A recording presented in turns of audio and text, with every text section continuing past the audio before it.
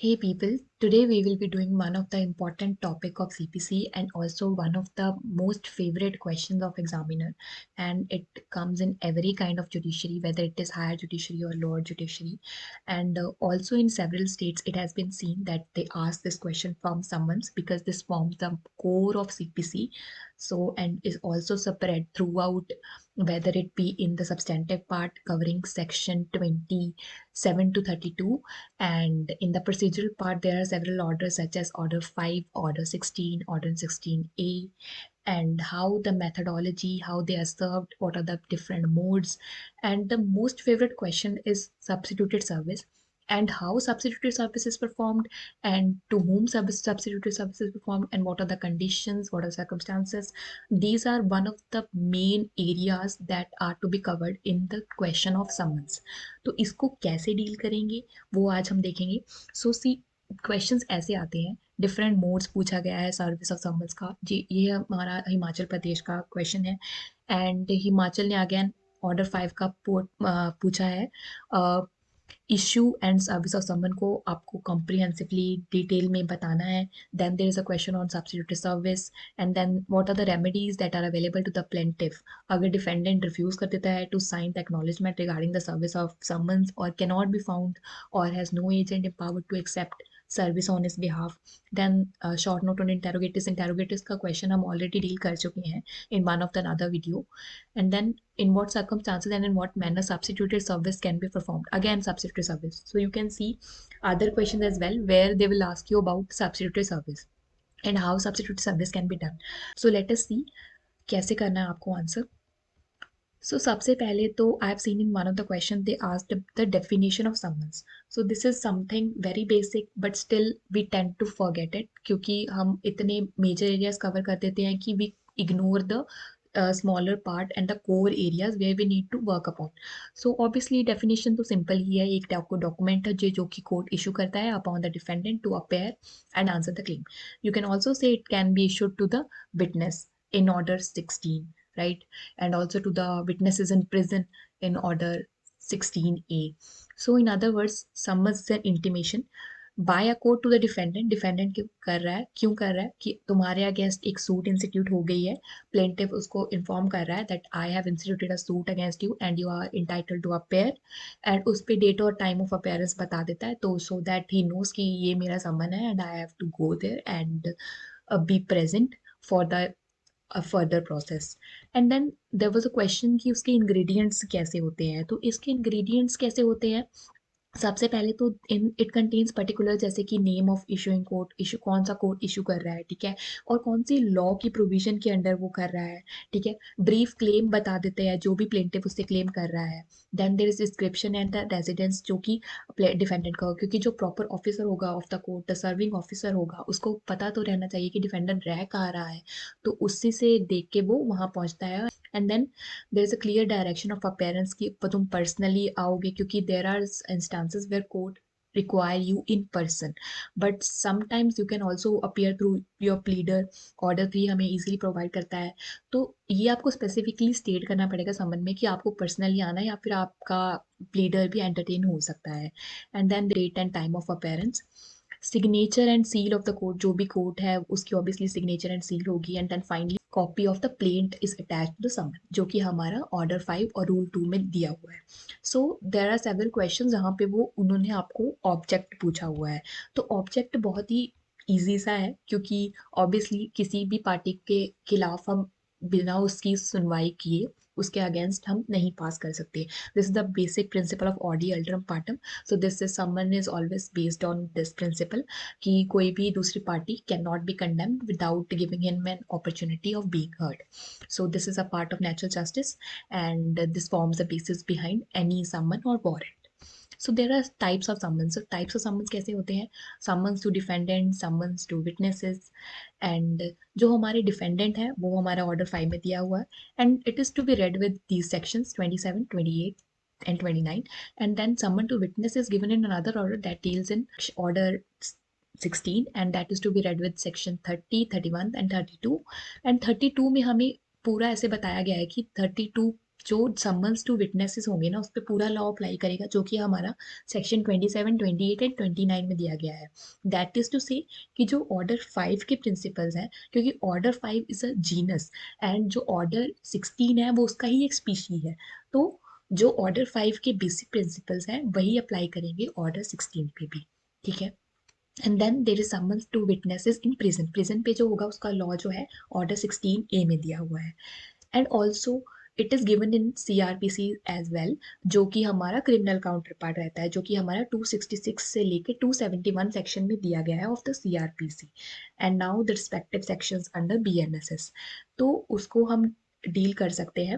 अगर हमें question as to someone आया है तो आपको सिविल काउंटर पार्ट भी देना है एंड क्रिमिनल काउंटर पार्ट भी देना है, तो यू कैन ऑलवेज से कि it is not only the process in civil justice system but also a part of criminal justice system, whereas summons are served, and then there are sections like 89, summons can be served in addition to or in lieu of warrants, right? So that way you can answer that question, but in this question it is not required।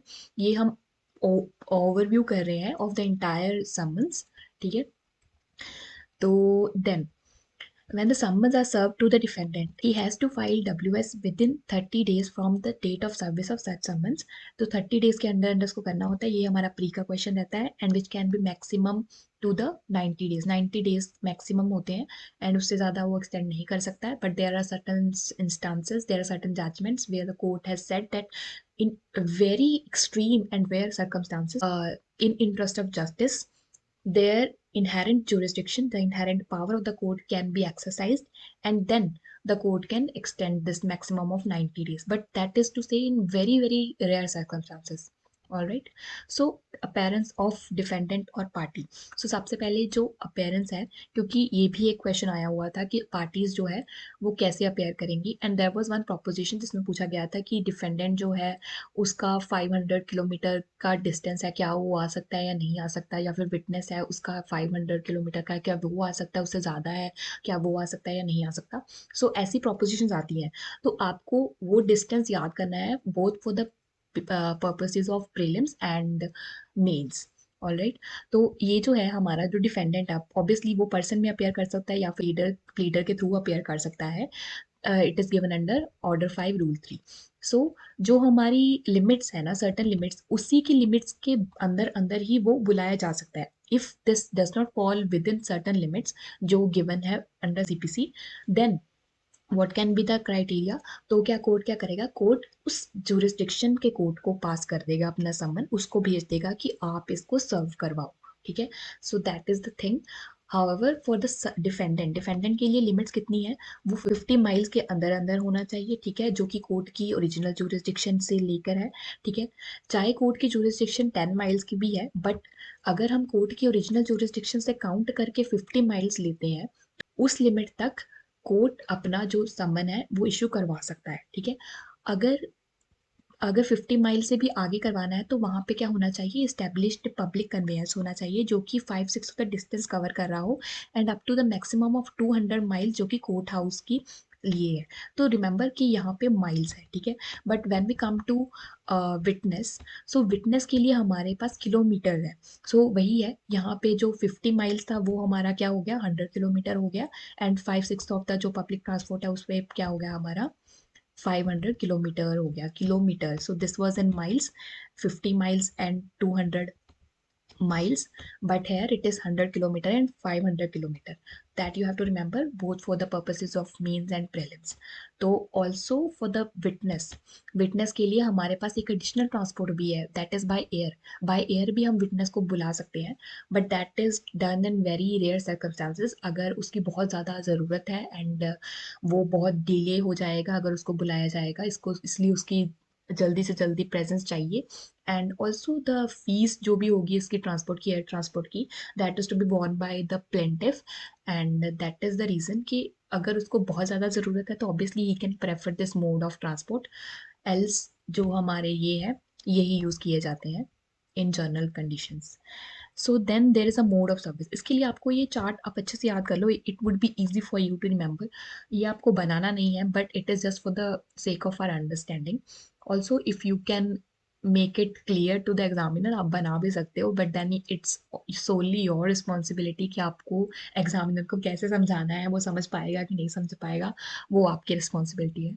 सो दो parts में हम divide कर सकते हैं जो कि modes of service है। ये क्वेश्चन बहुत बार आया है। So on home and by home, ठीक है। ऑन होम क्या है कि किस किस पे हम सर्व कर सकते हैं।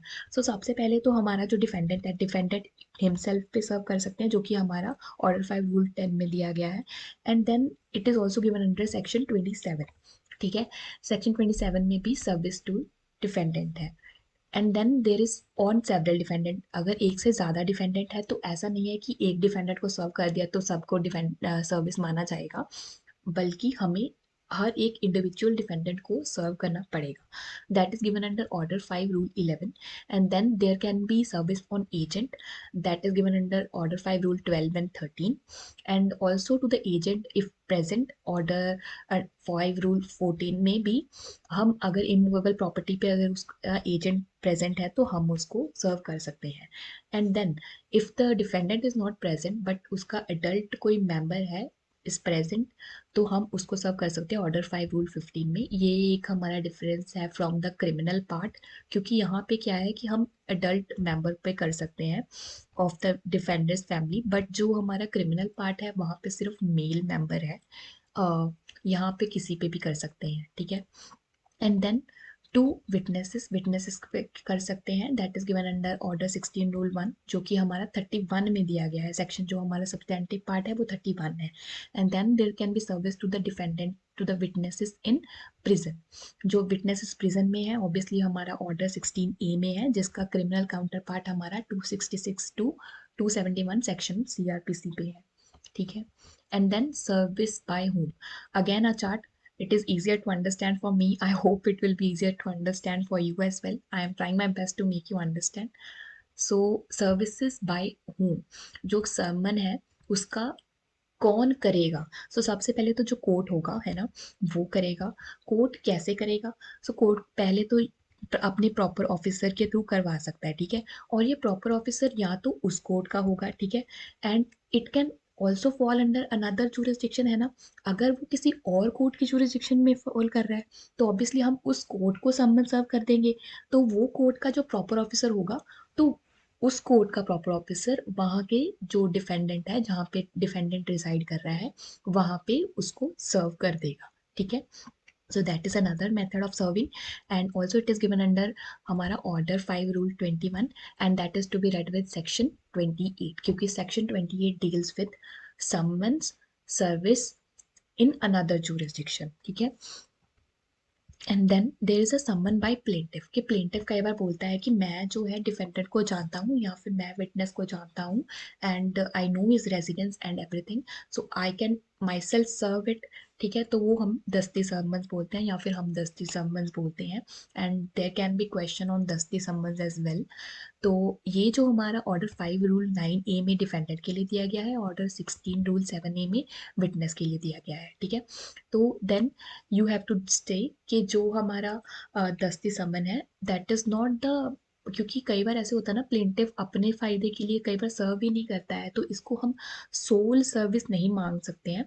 अगर ये समन रिटर्न आ जाते हैं तो then court will look upon it and then serve new summons by the proper officer, ठीक है। And then coming to the most important part, that is substituted service. उससे पहले डीम्ड सर्विस है, ठीक है। डीम्ड सर्विस जो है वो हमारा एक जीनस है, और एक डीम्ड सर्विस हम सब्सिट्यूटेड सर्विस में मानते हैं, ठीक है। Other deemed service can be seen under order 5 rule 9, जहाँ पे अगर रिफ्यूजल कर दिया, ठीक है, अगर वो रिफ्यूज कर रहा है तो रिफ्यूजल टेंटामाउंट्स टू एक्सेप्टेंस, ठीक है। तो हम जो है यहाँ पे डीम्ड सर्विस मानेंगे। And then there is another provision that is also under order 5 rule 9, that is proviso. अगर कि रजिस्टर्ड एडी से भेजा गया था, ठीक है, एक्नॉलेजमेंट ड्यू से, एंड वो 30 डेज के अंदर अंदर, मतलब अगर सब हुआ है या नहीं हुआ, बट हम मान के चलेंगे कि वो सर्व हो गया है, ठीक है। तो 30 डेज टाइम पीरियड है यहाँ पे गिवन है, तो उसमें हम डीम्ड सर्विस मानते हैं। And then one of the part of deemed service is हमारा substituted service. Substituted service is the main question here, क्योंकि सब्सिट्यूटेड सर्विस पे ही मोस्टली क्वेश्चन आते हैं। तो how to deal with it? सबसे पहले तो जो सब्सिट्यूटेड सर्विस है ना, ये जो वर्ड यूज किया है that is given under order 5 rule 20 only, but उससे उसके अलावा भी बहुत सारी सब्सिट्यूटरी सर्विस है that is given under order 5 itself, वो हम डील करेंगे। सो सबसे पहले जो कोर्ट का है, कोर्ट सब्सिट्यूटरी सर्विस कब करता है? अगर कोर्ट को लगता है कि जो डिफेंडेंट है he is purposely avoiding service and the summons जो है वो सर्व नहीं किए जा सकते इन द ऑर्डिनरी वे, ठीक है, तो कोर्ट क्या करेगा? चस्पा सर्विस कर देगा। चस्पा service, it is not the right terminology that has to be used in exam, that is merely used in common parlance, but हम यूज़ नहीं कर सकते हैं। वी हैव टू राइट कि अफिक्स करेगा copy of summon. Conspicuous place कौन सी होती है? जहाँ पे पब्लिक का इजीली एक्सेस रहता है एंड पब्लिक कैन सी के समन्स यहाँ पे हैं and also inform the others. And also another thing is वो इसी के साथ अगर चाहता है तो लोकल न्यूज़पेपर जहाँ पे डिफेंडेंट रिजाइड करता है या रह रहा है, ठीक है, वहाँ पे वो एडवर्टाइज कर देगा ये समन को। सो अनदर सब्सिट्यूट सर्विस जो है वो हमारी रूल 17 में बताई गई है, जो कि है अगर जो हमारा सर्विंग ऑफिसर है या फिर प्रॉपर ऑफिसर जिसको भेजा जाता है कोर्ट के द्वारा, वो गया है सब समन सर्व करने, ठीक है, और वहाँ पे क्या हो रहा है कि समन सर्व नहीं हो पा रहा है। क्यों? क्योंकि जो हमारा डिफेंडेंट है is absent and he has a reasonable believe कि मतलब जो ये डिफेंडेंट है वो हम एब्सेंट ही रहेगा रेजिडेंस से and he will not be found with in a reasonable time, ठीक है, और कोई एजेंट भी नहीं है वहाँ पे, तो फिर वो वहाँ पे अफिक्स कर देगा, ठीक है, उसके डोर पे अफिक्स कर देगा या फिर उसके हाउस पे अफिक्स कर देगा, उस पार्ट पे जहाँ पे पब्लिक इजीली देख सकती है, इजीली विजिबल है, ठीक है। So in this case it was held कि ये जो मोड है ना सब्सिट्यूटरी सर्विस का, हर बार नहीं यूज कर सकते। This has to be done only in exceptional cases and it is to be treated as a last resort के ऑर्डिनरीली हम उसको डिफेंडेंट को ही देंगे या उसके एजेंट को देंगे, but this substituted service is an exception. So rule, general rule is only the service to defendants और विटनेस, ओके। तो ये जो सब्सिट्यूटरी सर्विस है by virtue of section 31 will also apply to order 16, ठीक है, जो विटनेसेस है। Then coming to the effect, क्योंकि कई बार इफेक्ट पूछा जाता है, सो इफेक्ट क्या होगा? ऐसा ही इफेक्ट होगा जैसे कि डिफेंडेंट पे पर्सनली किया गया है, that will be the effect and not be standing anything in order 5। ये हमारा एक another way of substitute service है, ये हमारा ऑर्डर 5 रूल 30 में दिया गया है, क्योंकि कई बार बहुत बड़े डिग्नेटरीज होते हैं उनको सम्मन हम नहीं भेजते हैं, out of respect we send them a letter. So जो सम्मन है वो सब्स्टिट्यूट कर दिया जाता है with the letter of request कि आप अपीयर हो प्लीज, क्योंकि उनकी जो रैंक है उनको मद्देनजर रखते हुए हम उनको सम्मन्स नहीं सर्व करते हैं, बट हम उन्हें लेटर भेजते हैं and that is one of the another hidden substituted service का फॉर्म। तो आप इसको भी मेंशन कर सकते हो and that would complete your answer related to substituted service and that's it for today. This is all about summons. So yeah, thank you. Take care, guys.